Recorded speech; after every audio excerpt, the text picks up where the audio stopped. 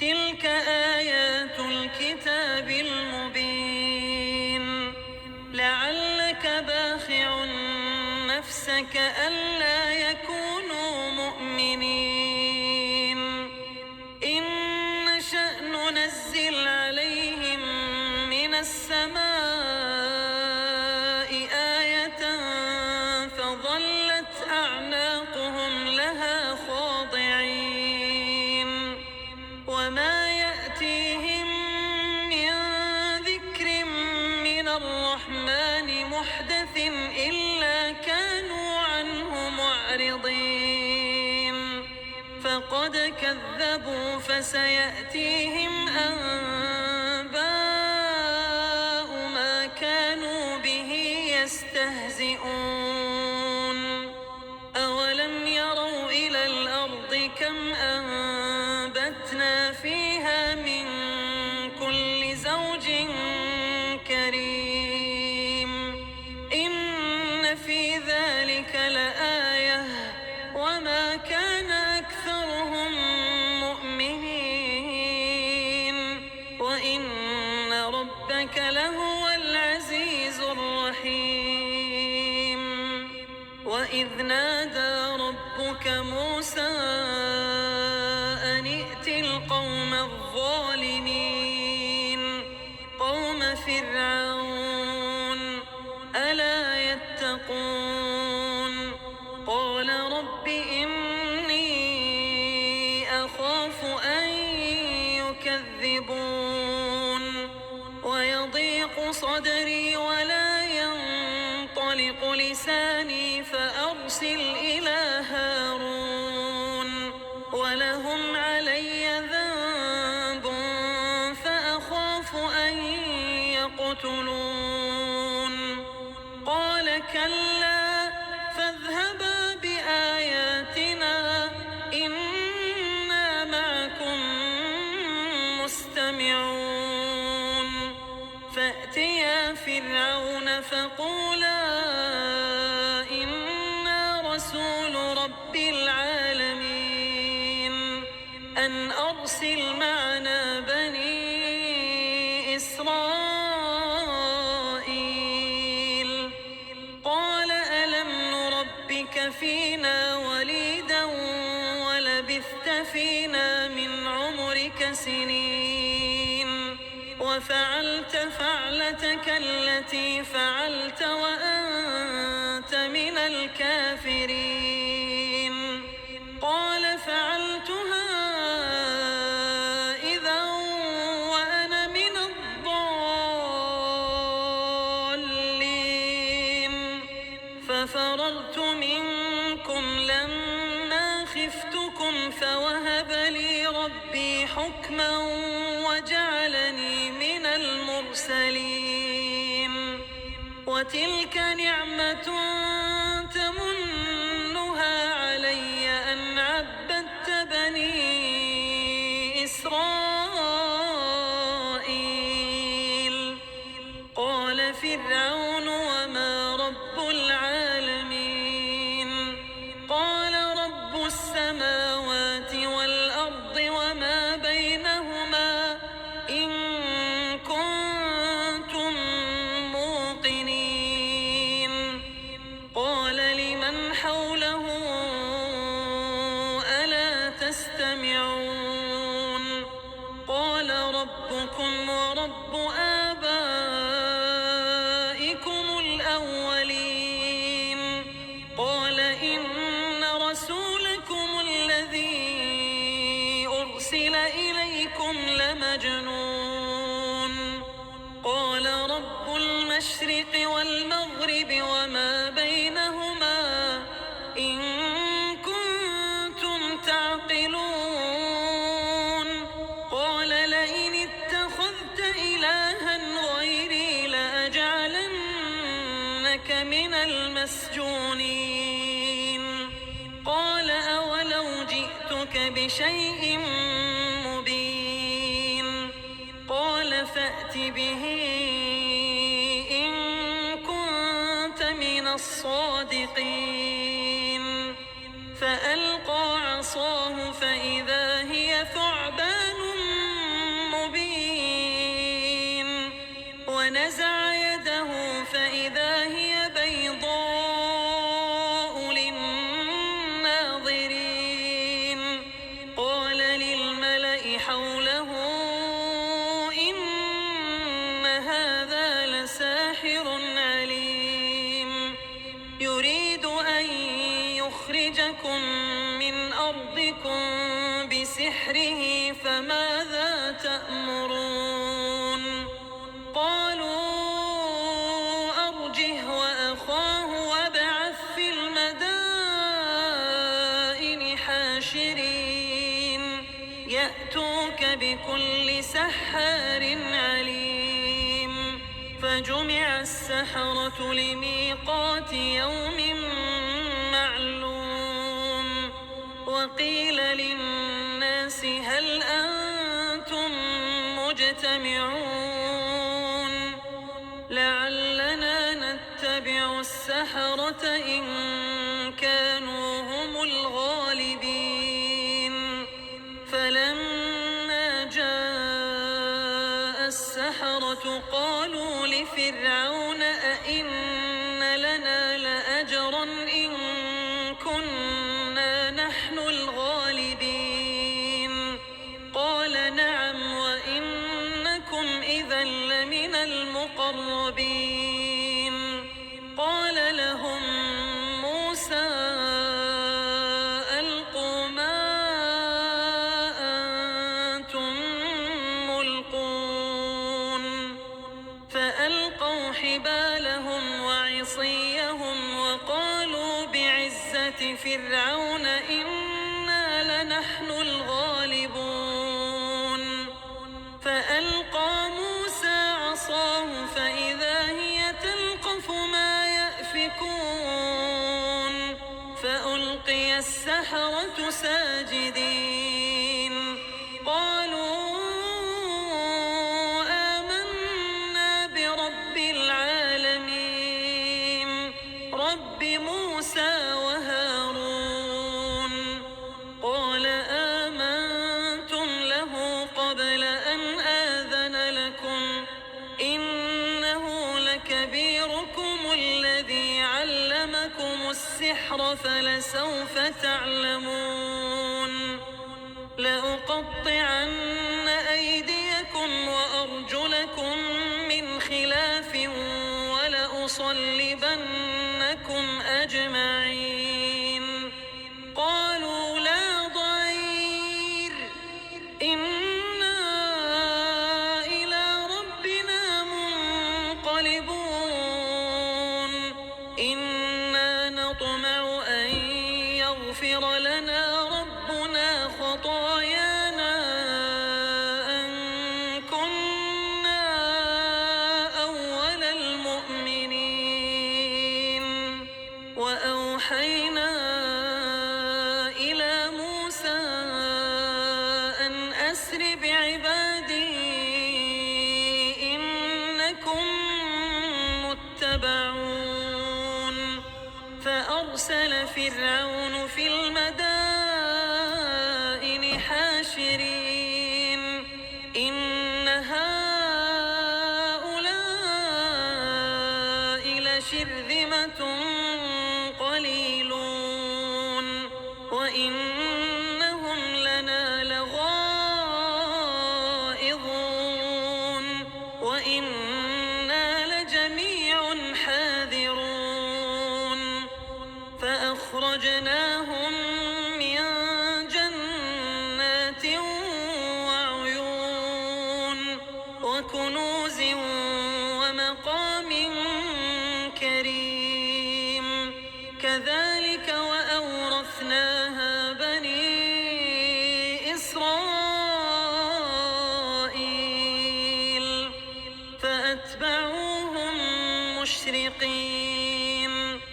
فلما تراءى الجمعان قال أصحاب موسى إنا لمدركون قال كلا إن معي ربي سيهدين فأوحينا إلى موسى أن اضرب بعصاك البحر فانفلق فكان كل فرق كالطود العظيم وأزلفنا ثم الآخرين وأنجينا موسى ومن معه أجمعين ثم أغرقنا الآخرين إن في ذلك لآية وما كان أكثرهم مؤمنين وإن ربك لهو العزيز الرحيم واتل عليهم نبأ إبراهيم إذ قال لأبيه وقومه ما تعبدون قالوا نعبد أصناما فنظل لها عاكفين قال هل يسمعونكم إذ تدعون أو ينفعونكم أو يضرون قالوا بل وجدنا آباءنا كذلك يفعلون قال أفرأيتم ما كنتم تعبدون أنتم وآباؤكم الأقدمون فإنهم عدو لي إلا رب العالمين الذي خلقني فهو يهدين والذي هو يطعمني ويسقين وإذا مرضت فهو يشفين والذي يميتني ثم يحيين والذي أطمع أن يغفر لي خطيئتي يوم الدين رب هب لي حكما وألحقني بالصالحين واجعل لي لسان صدق في الآخرين واجعلني من ورثة جنة النعيم واغفر لأبي إنه كان من الضالين ولا تخزني يوم يبعثون يوم لا ينفع مال ولا بنون إلا من أتى الله بقلب سليم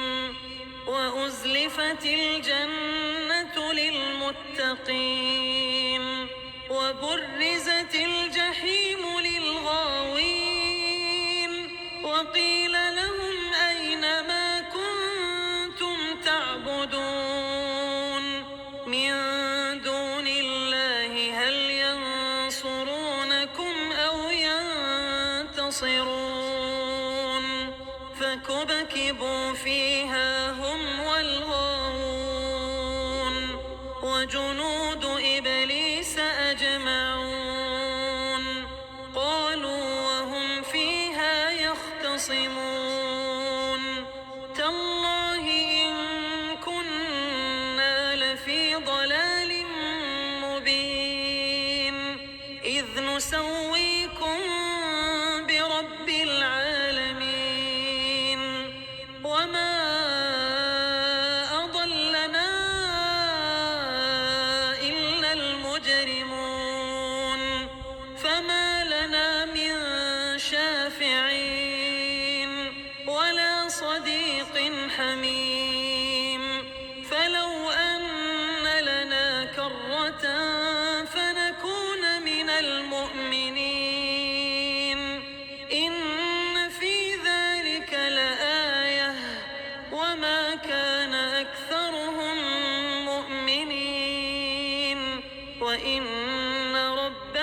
لهو العزيز الرحيم كذبت قوم نوح المرسلين إذ قال لهم أخوهم نوح ألا تتقون إني لكم رسول أمين فاتقوا الله وأطيعون وما أسألكم عليه من أجر إن أجري إلا على رب العالمين فاتقوا الله وأطيعون قالوا أنؤمن لك واتبعك الأرذلون قال وما علمي بما كانوا يعملون إن حسابهم إلا على ربي لو تشعرون وما أنا بطارد المؤمنين إن أنا إلا نذير مبين قالوا لئن لم تنته يا نوح لتكونن من المرجومين قال رب إن قومي كذبون فافتح بيني وبينهم فتحا ونجني ومن معي من المؤمنين فأنجيناه ومن معه في الفلك المشحون ثم أغرقنا بعد الباقين إن في ذلك لآية وما كان أكثرهم مؤمنين وإن ربك لهو العزيز الرحيم كذبت عاد المرسلين إذ قال لهم أخوهم هود ألا تتقون إني لكم رسول أمين فاتقوا الله وأطيعون وما أسألكم عليه من أجر إن أجري إلا على رب العالمين أتبنون بكل ريع آية تعبثون وتتخذون مصانع لعلكم تخلدون وإذا بطشتم جبارين فاتقوا الله وأطيعون واتقوا الذي أمدكم بما تعلمون أمدكم بأنعام وبنين وجنات وعيون إني أخاف عليكم عذاب يوم عظيم قالوا سواء علينا أوعظت أم لم تكن من الواعظين إن هذا إلا خلق الأولين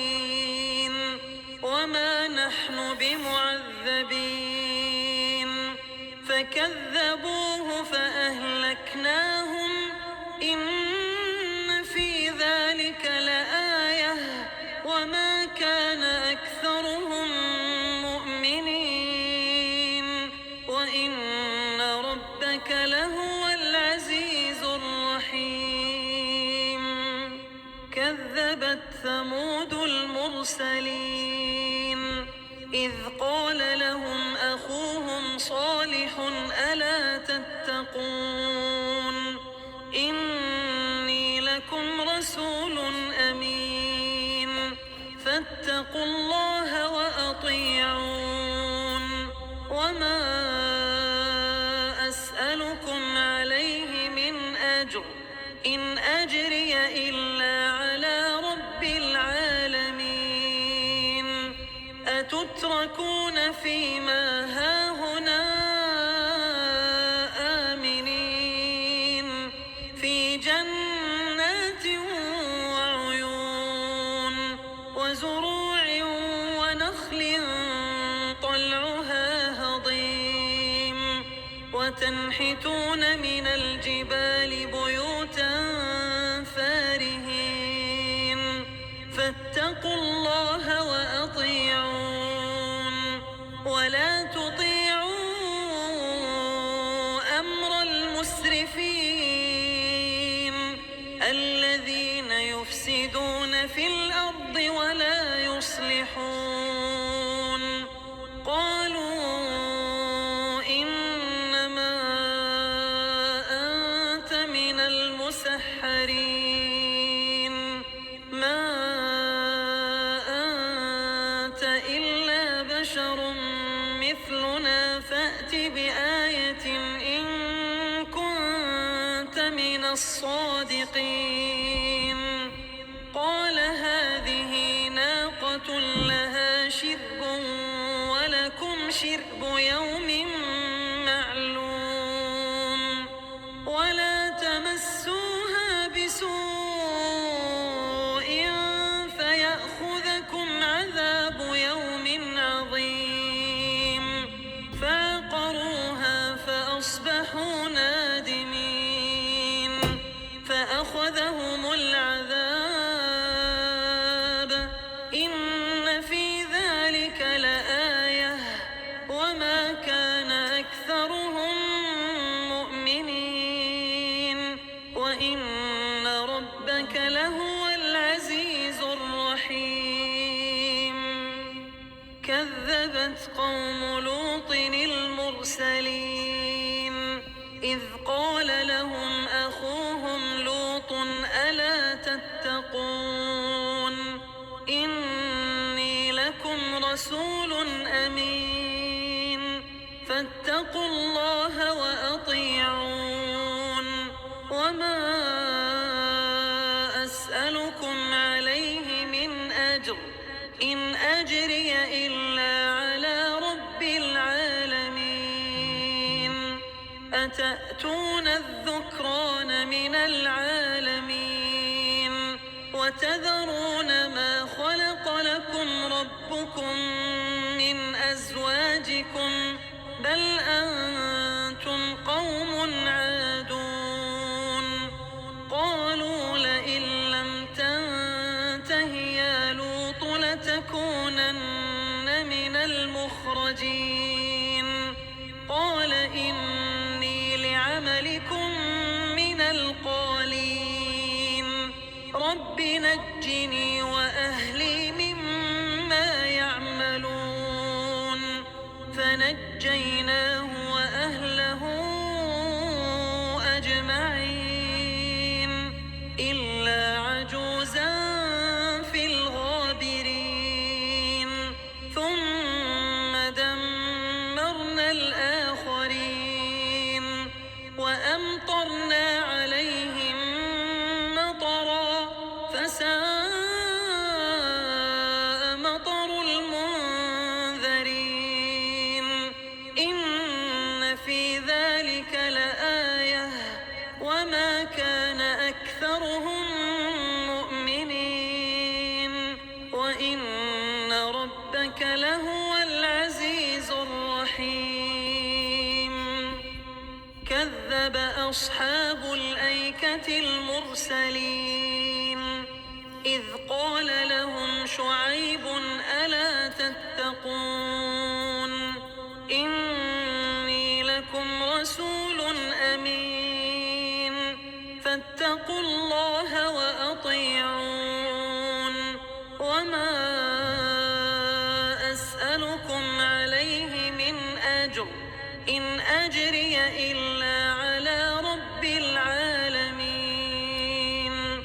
أوفوا الكيل ولا تكونوا من المخسرين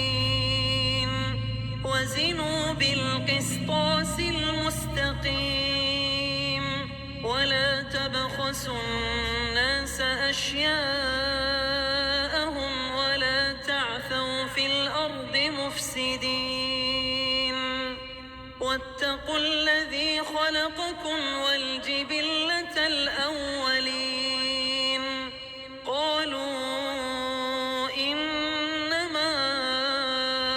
أنت من المسحرين وما أنت إلا بشر مثلنا وإن نظنك لمن الكاذبين فأسقط علينا كسفا من السماء إن كنت من الصادقين قال ربي أعلم بما تعملون فكذبوه فأخذهم عذاب يوم الظلة إنه كان عذاب يوم عظيم إن في ذلك لآية وما كان أكثرهم مؤمنين وإن ربك لهو العزيز الرحيم وإنه لتنزيل رب العالمين نزل به الروح الأمين على قلبك لتكون من المنذرين بلسان عربي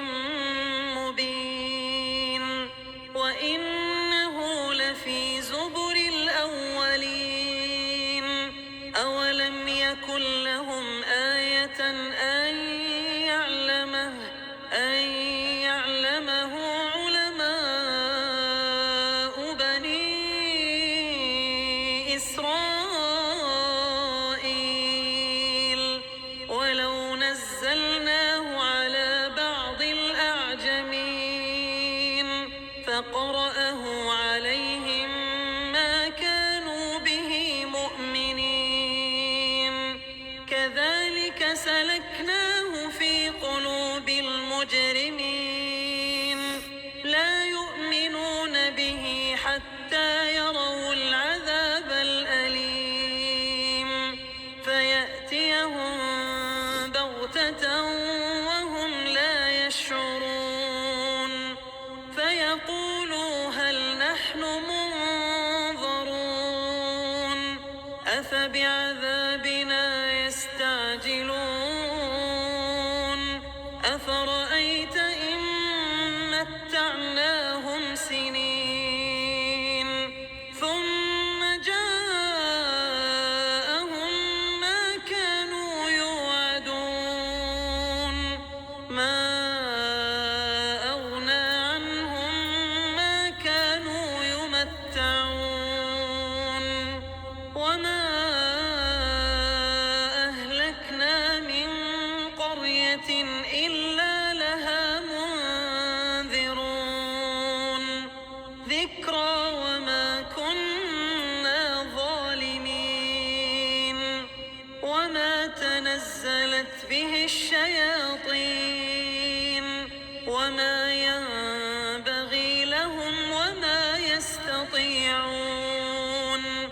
إنهم عن السمع لمعزولون فلا تدع مع الله إلها آخر فتكون من المعذبين وأنذر عشيرتك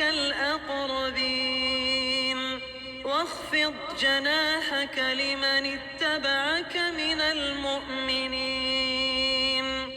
فإن عصوك فقل إني بريء مما تعملون وتوكل على العزيز الرحيم الذي يراك حين تقوم وتقلبك في الساجدين إنه هو السميع العليم هل